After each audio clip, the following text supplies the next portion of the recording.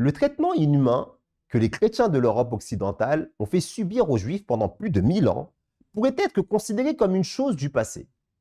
Mais l'attitude des nazis pendant les années 30 et 40 au cours du XXe siècle est encore dans toutes les mémoires. De ce fait, dans tous les esprits, le mot racisme est associé à l'antisémitisme. Pourtant, le racisme ne se limite pas qu'à cela. Et il semble que toutes les autres formes de racisme sont oubliées tant l'emphase est mise sur le seul antisémitisme. En réalité, à chaque fois qu'un groupe agit de façon préjudiciable envers un autre, sous prétexte de préserver ses intérêts, c'est en réalité le racisme qui montre son horrible visage. Bien que quasiment occulté de l'espace médiatique, il est un racisme omniprésent aujourd'hui, un racisme qui est d'autant plus exacerbé par la crise sanitaire. Il s'agit du racisme anti-asiatique. Les faits. Selon le portail nippon.com, 2800 agressions contre des Asiatiques ont été rapportées aux États-Unis depuis le début de la pandémie. Des cas dramatiques d'agression envers la communauté asiatique aux États-Unis ont été recensés en janvier et février. Par exemple, un homme a reçu un coup de couteau dans le dos à New York. À San Francisco, c'est un Américain d'origine thaïlandaise âgé de 84 ans qui est mort après avoir été projeté au sol par un inconnu. L'ONG de défense des droits de l'homme, Human Rights Watch, a signalé de nombreux cas relevant de la discrimination et de la xénophobie en Italie, en Russie, en Inde et au Moyen-Orient. En France également, les incidents se multiplient avec l'ouverture d'une enquête en novembre dernier suite à la publication sur les réseaux sociaux de messages incitant à la violence envers les Asiatiques. Une étude menée par la sociologue Ximeng Wang fait elle aussi état d'un racisme anti-asiatique exacerbé dans les transports, les lieux publics, au travail ou à l'école. Depuis des années, les Asiatiques de France sont la cible privilégiée de jeunes délinquants. 3 d'entre eux viennent d'être condamnés le 12 novembre par la Cour d'appel de Paris à des peines allant jusqu'à 7 années de prison. Qu'est-ce qui provoque une telle haine? Les médias et politiques entretiennent de vieux clichés coloniaux qui ont pour conséquence d'accentuer les tensions entre les communautés. Par exemple, en 2010, Nicolas Sarkozy, alors président de la République, n'hésitait d'ailleurs pas à qualifier les Asiatiques de modèles d'une intégration réussie. Or, selon Anne Zoutalami, doctorante en sociologie, en réalité, ce racisme bienveillant contribue à la normalisation et au maintien d'un système discriminatoire dans les interactions du quotidien. Le fait d'essentialiser un groupe, en l'occurrence les Asiatiques, a des caractéristiques valorisantes en apparence, entretient des rapports de domination raciale et participe à la construction en miroir des bons et mauvais immigrés. Fin de citation. Autrement dit, le chinois bien intégré contre le noir ou l'arabe délinquant qui n'arrive pas à assimiler les valeurs républicaines. En outre, indirectement, la couverture médiatique de la Chine véhicule une image négative des Chinois. D'après une récente étude publiée par l'IFRI, Institut français des relations internationales, la Chine est le 2e pays le moins bien perçu en France. Pour Thérèse Sayarat, musicienne, styliste et militante d'origine chinoise, les enjeux géopolitiques ont une répercussion évidente sur les populations. Pour Ya-Han Shuang, chercheuse à l'INED, le chinois est passé du statut de victime à celui de menace envahissante. La sociologue va plus loin en affirmant, et je cite, « En Europe, donc en France, les Jeux Olympiques de Pékin en 2008 et l'affirmation de la Chine en tant que puissance ont créé une image ambivalente sur le pays. Il est impossible de ne pas traiter avec la Chine et en même temps, elle représente une menace pour les valeurs démocratiques européennes. C'est la raison pour laquelle l'image des populations chinoises dans l'inconscient collectif français s'est dégradée tout autant. Et aujourd'hui, le Covid décuple et décomplexe la xénophobie et le racisme anti-asiatique. » Fin de citation. Ajouter à cela, il existe un autre sujet qui contribue à diaboliser cette frange de la population.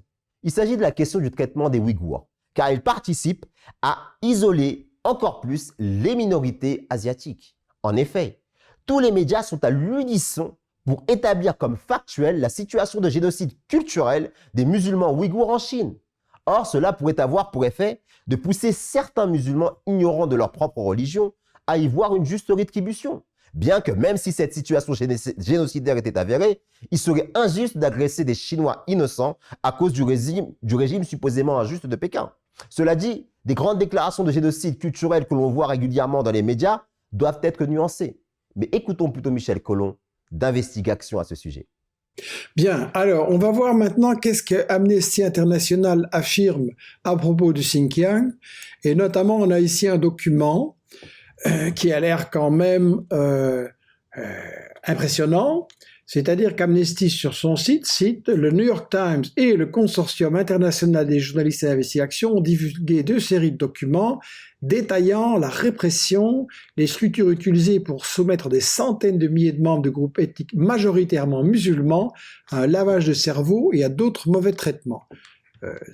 Que faut-il en penser? Bon, excusez-moi.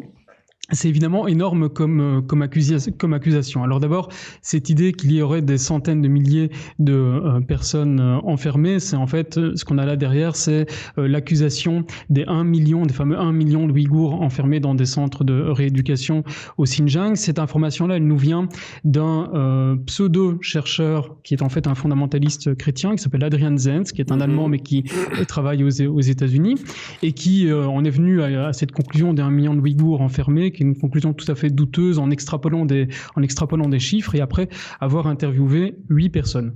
8. Donc c'est même pas une façon de parler, c'est 8 personnes. Cette info, elle a été reprise et notamment par un certain Gay McDougall qui s'est rendu à une réunion des Nations Unies, qui a répété cette allégation d'1 million de Ouïghours et ça s'est transformé, c'est devenu dans tous les grands médias l'idée que l'ONU aurait dit qu'il y avait 1 million de Ouïghours dans les camps. En fait, c'est faux. Ça a juste été énoncé dans une commission des Nations Unies. Donc ça, c'est pour les centaines de milliers de Ouïghours qui seraient enfermés.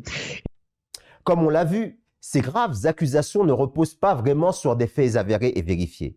Et même si cela avait été le cas, on ne peut que constater l'indignation à géométrie variable des superpuissances occidentales. Prenons par exemple le cas de l'Inde. Aucune voix ne s'est jamais élevée contre la politique ouvertement discriminatoire de Narendra Modi contre les musulmans. Son mandat, plusieurs villes aux noms musulmans sont renommées et certains manuels scolaires modifiés pour minimiser les contributions musulmanes à l'histoire du pays. Autre illustration avec le Cachemire, région autonome à majorité musulmane. En août 2019, le Premier ministre indien révoque son autonomie, une manière de flatter les nationalistes hindous. Dernier exemple en date, cette loi réformant l'accès à la nationalité pour les réfugiés. Le texte conditionne l'attribution de la nationalité indienne à des critères religieux. Toutes les religions peuvent y prétendre, sauf les musulmans, exclus de cette loi. Il ne s'agit pas ici de prendre la défense du régime de Pékin ou de dire que tout ce qu'il est dit sur la Chine est faux. Cela dit, il est quand même étrange qu'on reconnaisse aux musulmans, pour la première fois et de manière unanime dans le monde occidental, le statut de victime dans le seul pays au monde en passe de surpasser les superpuissances occidentales dans le développement matériel et économique. Comment, par exemple, peut-on expliquer les sanctions de l'UE, des États-Unis et du Canada vis-à-vis de la Chine à cause de son traitement de sa minorité ouïghour, alors que les alliés restent totalement silencieux sur le véritable génocide birman vis-à-vis de la minorité rohingya et l'injustice criante dont sont victimes les musulmans sous le régime de l'extrême droite hindoue? Finalement, l'image du Chinois dans les médias, couplée à une volonté de diabolisation du régime de Pékin, participe au développement d'un racisme anti-asiatique qui ne cesse de grandir à mesure que l'on s'installe dans la crise sanitaire.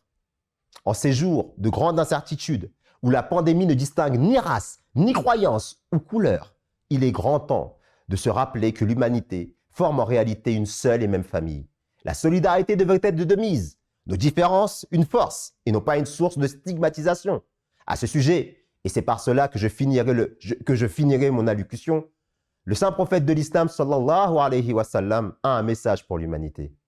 Et je cite, « Ô homme, votre Dieu est unique et votre ancêtre est unique. Un arabe n'est pas supérieur à un non-arabe et un non-arabe n'est pas supérieur à un arabe. Un homme blanc n'est en aucune façon supérieur à un homme noir, ni un homme noir supérieur à un homme blanc, si ce n'est par la façon dont il accomplit son devoir envers Dieu et envers les hommes.